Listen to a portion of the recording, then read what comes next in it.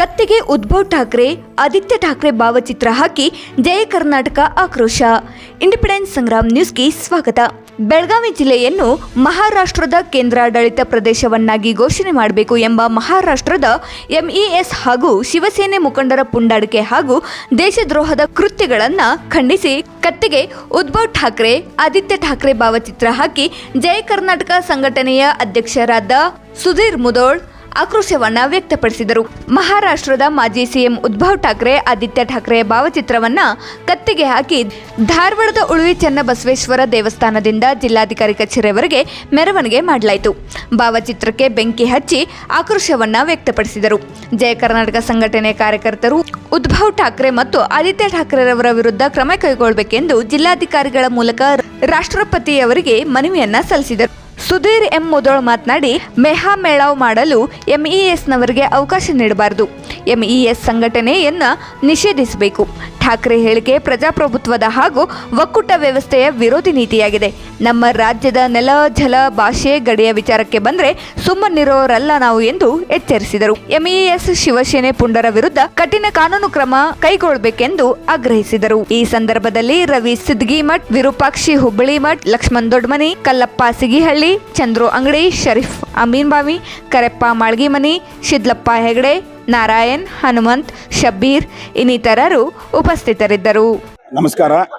ಏನಿವತ್ತು ಜಯ ಕರ್ನಾಟಕ ಸಂಘಟನೆಯಿಂದ ಧಾರವಾಡದಲ್ಲಿ ವಿಭಿನ್ನ ರೀತಿಯಾಗಿ ಒಂದು ಪ್ರತಿಭಟನೆ ಮಾಡ್ತಾ ಇದ್ದೀವಿ.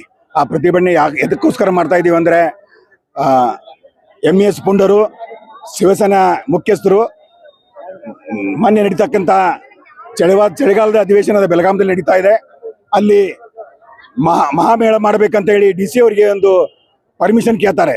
ಡಿ ಸಿ ಸಾಹೇಬರು ಪರ್ಮಿಷನ್ ಕೊಡಲಾರ್ದಕ್ಕೆ ಅವರು ಒಂದು ಹೇಳಿಕೆ ಕೊಡ್ತಾರೆ. ಬೆಳಗಾವನ್ನ ಕೇಂದ್ರಾಡಳಿತ ಪ್ರದೇಶ ಮಾಡಬೇಕಂತ ಹೇಳಿ ಒಂದು ಹೇಳಿಕೆ ಕೊಡ್ತಾರೆ.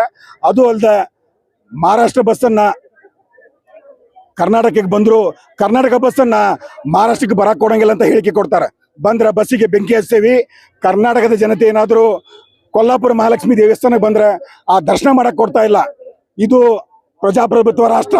ಇಲ್ಲಿ ನಾವು ಎಲ್ಲರೂ ಒಂದೇ ಅಂತ ಬಾಳುವಂಥ ರಾಷ್ಟ್ರ. ಇಂಥ ರಾಷ್ಟ್ರದಲ್ಲಿ ಎಂಇಎಸ್ ಪುಂಡರು ಇವತ್ತು ಏನು ಹೇಳಿಕೆ ಕೊಟ್ಟು ಬೆಳಗಾವಿಯನ್ನ ಕರ್ನಾಟಕದಿಂದ ವಿಭಜನೆ ಮಾಡ್ಬೇಕಂತ ಏನು ಮಾಡ್ತಾ ಇದ್ದಾರೆ, ಅದಕ್ಕೆ ಜಯ ಕರ್ನಾಟಕ ಸಂಘಟನೆ ಸಂಪೂರ್ಣವಾಗಿ ಖಂಡಿಸ್ತೈತಿ. ಮಾನ್ಯ ಮುಖ್ಯಮಂತ್ರಿಗಳಿಗೆ ಹೇಳ್ತೀನಿ ನಾನು, ಇವತ್ತು ಎಂಇಎಸ್ ಸಂಘಟನೆಯನ್ನ ಕರ್ನಾಟಕದಲ್ಲಿ ರದ್ದು ಮಾಡಬೇಕು, ಆ ಸಂಘಟನೆಯನ್ನ ನಿಷೇಧನೆ ಮಾಡಬೇಕು. ಇಲ್ಲದೆ ಇದ್ರೆ ಜಯ ಕನ್ನಡ ಸಂಘಟನೆ ಉಗ್ರವಾದ ಹೋರಾಟ ಮಾಡ್ತೈತೆ ಅಂತ ಹೇಳಕ್ ಇಷ್ಟಪಡ್ತಾ ಇದ್ದೀನಿ ಸ್ನೇಹಿತರೆ. ಮತ್ತು ಇರ್ತಕ್ಕಂಥ ಆದಿತ್ಯ ಠಾಕ್ರೆ ಅವನು ಕರ್ನಾಟಕದ ಬಗ್ಗೆ ಇಂತಿಂತ ಹೇಳಿಕೆ ಕೊಡ್ತಾನೆ. ಅದು ಅಲ್ಲದೆ ಕರ್ನಾಟಕದ ಬಸ್ಸನ್ನ ಮಹಾರಾಷ್ಟ್ರಕ್ಕೆ ಬಂದ್ರೆ ಮಹಾರಾಷ್ಟ್ರದಲ್ಲಿ ಬೆಂಕಿ ಹಚ್ಚೇವೆ ಅಂತ ಹೇಳ್ತಾ ಇದ್ದಾನೆ.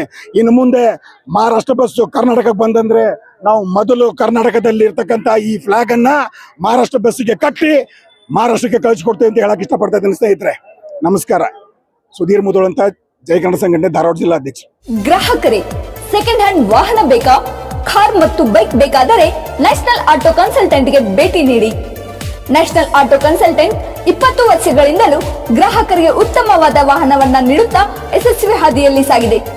ಇಲ್ಲಿ ಎಲ್ಲ ತರಹದ ಸೆಕೆಂಡ್ ಹ್ಯಾಂಡ್ ಬೈಕ್ ಮತ್ತು ಕಾರುಗಳು ಸಿಗುತ್ತದೆ. ವಿಶೇಷವೇನೆಂದರೆ ಲೋನ್ ಮೂಲಕವೂ ವಾಹನ ಖರೀದಿ ಮಾಡಬಹುದು. ಪ್ರತಿ ಭಾನುವಾರ ಮೇಳ ಇರುತ್ತದೆ.